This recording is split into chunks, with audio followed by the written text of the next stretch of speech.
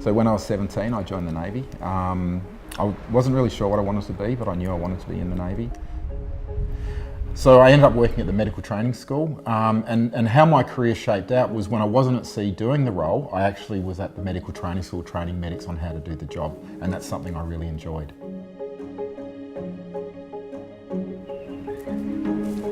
So I've been with Laerdal for about 14 years now in total.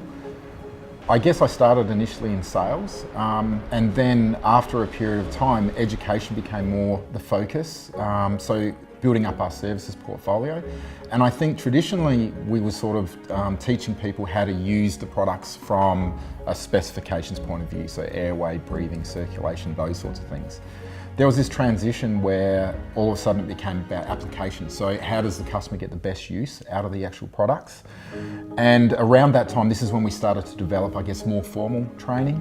We also looked at the educators. We actually started to hire educators with clinical backgrounds that understood the products and also understood simulation.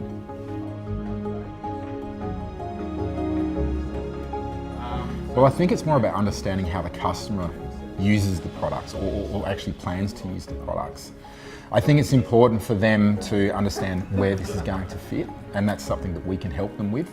But we need to ask the question, we need to ask them what it is that they wish to do, what are the training objectives or learning objectives, how would this fit into their curriculum. And once we've established that picture, then we'll actually be able to build that bridge and be able to actually, I guess, integrate that product more into how they're going to use it from a day-to-day perspective.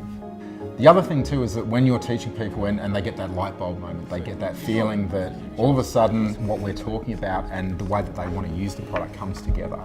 And I think one of the nice things is when that actually happens and you sort of see it happen, that the customer actually understands that this is going to make a difference and it's relevant.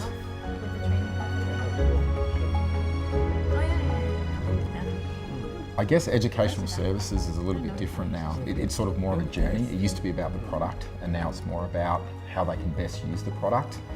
But to do that, we need to understand their curriculum. So it's really a lot of questions and answers and those sorts of things. But it's not just a question about what they need now, it's also about a question about what they might need into the future. And we actually shape our educational services to walk with them along that journey. One of the great things about working in educational services is that we get to work with the faculty. And it's not only about building confidence and competence with the faculty, but it's also how that trickles down or transitions down onto the students, because they're the people that we actually want to do well. And of course, knowing that if we help the faculty train well, that will help the students understand their role and care that they provide, and hopefully together, that will help save a life.